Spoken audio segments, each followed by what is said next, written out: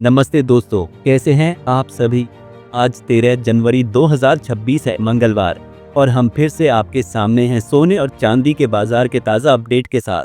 दोस्तों, आज हम विस्तार से चर्चा करेंगे वर्तमान सोने और चांदी के भावों की।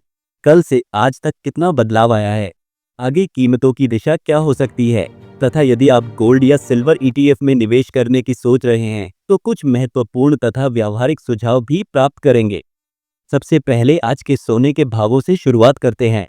भारतीय बाजार में आज 24 कैरेट सोने का भाव 1,42,150 रुपये प्रति 10 ग्राम है। ये कल की तुलना में 1,690 रुपये अधिक है, जहां कल ये 1,40,460 रुपये प्रति 10 ग्राम था। अब 22 कैरेट सोने की बात करें, जो आभूषणों के लिए सर्वाधिक प्रयोग होता है, वह आज 1,30,300 रुपये प्रति 10 ग्राम चल रहा है, अर्थात कल के 1,28,750 रुपये से 1,550 रुपये की बढ़ोतरी हुई है।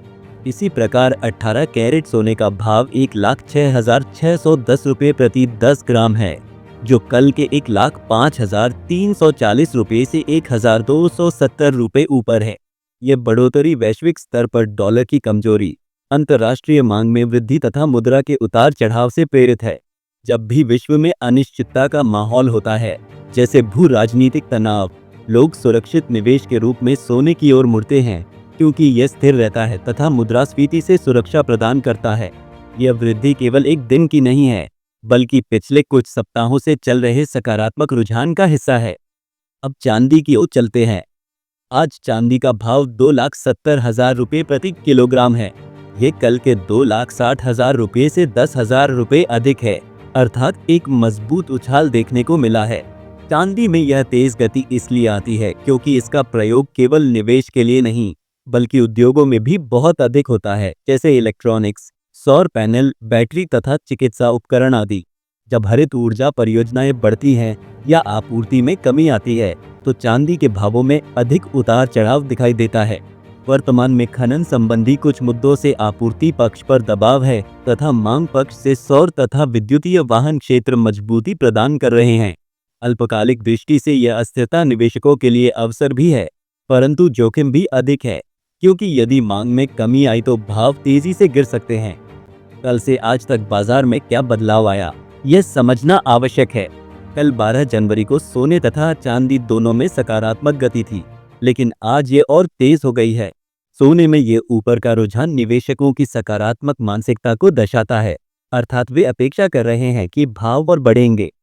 चांदी में तो और अधिक तेज उछाल है, जो औद्योगिक सुधार के संकेत दे रहा है। यह सामान्य सुधार नहीं लगता, बल्कि पिछले कुछ समय से चल रहे ऊपर के रुझान की निरंतरता है।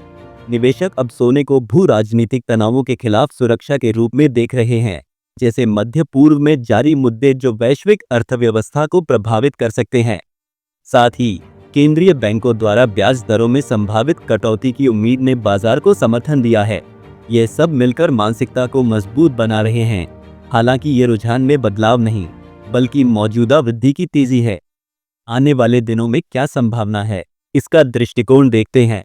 अल्पकालिक में, अर्थात 1 से 7 दिनों के भीतर सोने के भाव स्थिर रह सकते हैं या थोड़े ऊपर जा सकते हैं, यदि वैश्विक तनाव जारी रहे।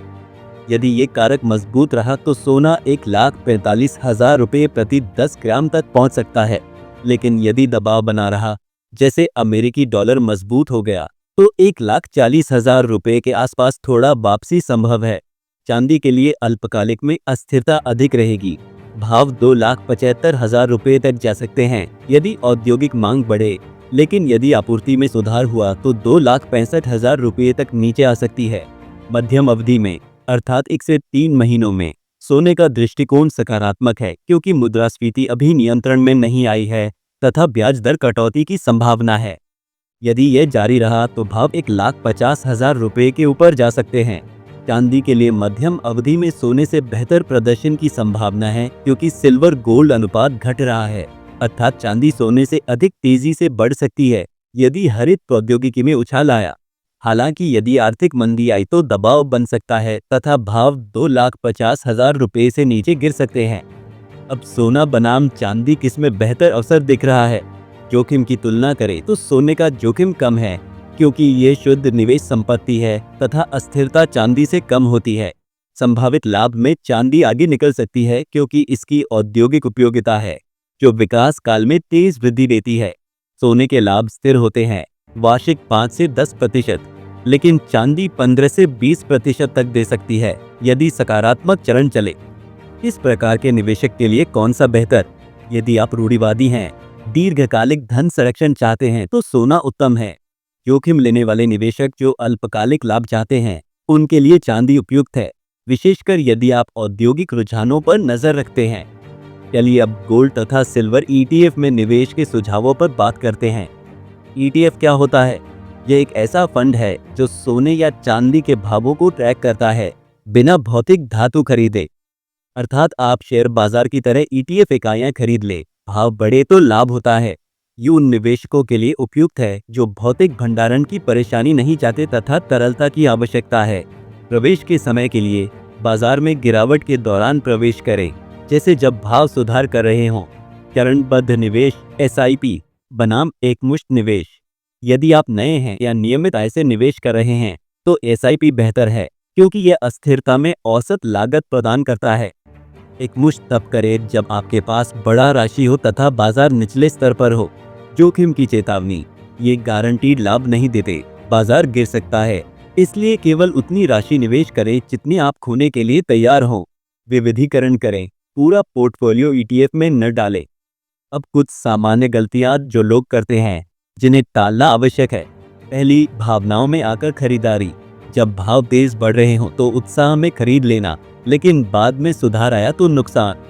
दूसरी, केवल अल्पकालिक लाभ पर ध्यान। सोना चांदी दीर्घकालिक संपत्तियां हैं, रोजाना व्यापार न करें। तीसरी, भौतिक तथा डिजिटल निवेश में भ्रम। भौतिक में भंडारण लागत है, डिजिटल में तरलता। दोनों को अलग अलग योजना बनाकर रखें, अन्यथा भ्रम होता है। तो दोस्तों, यही थी आज की बाजार अपडेट।